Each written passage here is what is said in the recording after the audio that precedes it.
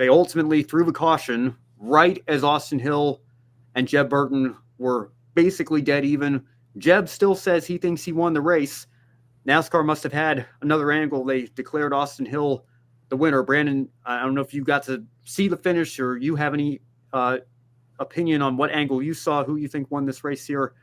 But my biggest frustration is, I mean, again, it would have been a cool story for Jordan Anderson's team and Jeb Burton to win again. I know Austin Hill's been a great super speedway racer wanting to win Talladega. This was the last check mark he had to check off his list in that style of racing and tracks here. So congratulations to him. But at the same time, your heart has to go out to Jeb Burton and Jordan Anderson's team. And the biggest frustration for me is, why did we throw the yellow again for a single car accident when you can't tell me there wasn't enough time to slow down before they got to where Zilisch was on the backstretch?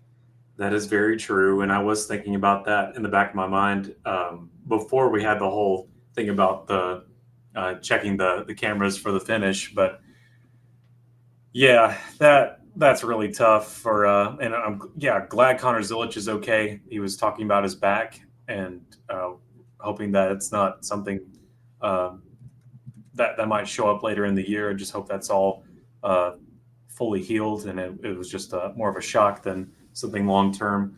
But Jeb Burton, you got to feel for him. But at the same time, I was completely convinced by the CW coverage. They showed not one, but like 3 or 4 different angles of that finish. Oh, and it's not as and good on Adam Alexander for clarifying. It was basically fact checking live on the air because Jeb said something about scoring loop or timing loop or something, and AAA or AA wanted to make sure that's not what they do. That's actually that's a whole they go by the exact point caution was put out, and they have the cameras there that are time stamped. But yeah, looking at one of them, it looked like Jeb may have a chance, but like the other 2 or 3, there you could see just a matter of feet there on the outside for Austin Hill was what made their decision, and I saw that too. And yeah, I hate that for Jeb because you could see, for one thing, he didn't really get a chance to see the rest of the angles, and so he was still dead convinced that he was the winner. And you heard the emotion of just how hard it is to win one of these, and just really wanted one. And you have to be in the car the whole time thinking you've won it. You have to be on the front stretch with the 3 other top 3 finishers because you have to wait for NASCAR to figure it out. It's just a agonizing process that we have to go through. But I mean, it's necessary. If you're gonna have that sort of finish, you have to go back to snapshots to see who's going to win. But it was agonizing and agonizing for Jeb. But no, I don't think he has a case. As much as I think he was looking at it through I was going to say golden covered glasses because of Golden Corral, but unfortunately, I don't think there's a case for him.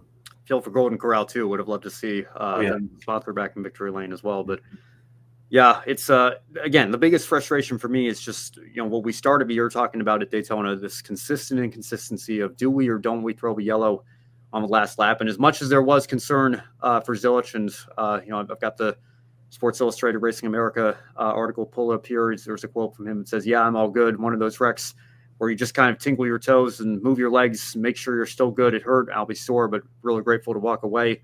So definitely some concern there, and taking X-rays as a precaution. I don't want to minimize that, but at the same time, this is the biggest track in NASCAR, and I don't know. I feel like a single car incident, to throw a yellow there, much like the fall Cup race 20 years ago, Daryl Jarrett's last one when Kyle Petty was wrecking on the backstretch. I feel like the caution for a single car incident more than halfway down the backstretch is more than enough time for the field to be able to race back to the line and be able to slow down before you start running into that incident at full speed. And again, I'm hesitant to even.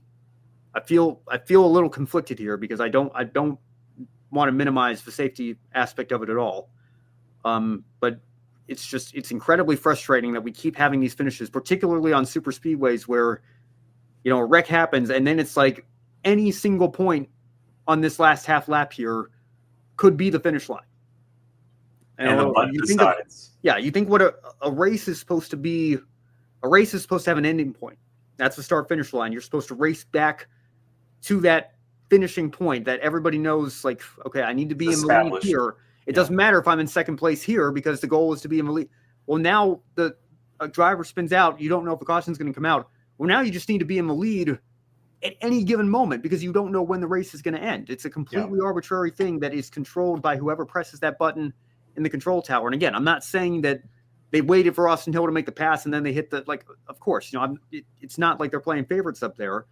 But when you think about it, they do really have the power to control who wins and loses these races here at the push of a button. And I think that should be the absolute resort here, only when it's absolutely necessary because there's a safety condition on the track that requires it. I don't think a single car accident, more than halfway down the back straightaway is justification for that. I just don't.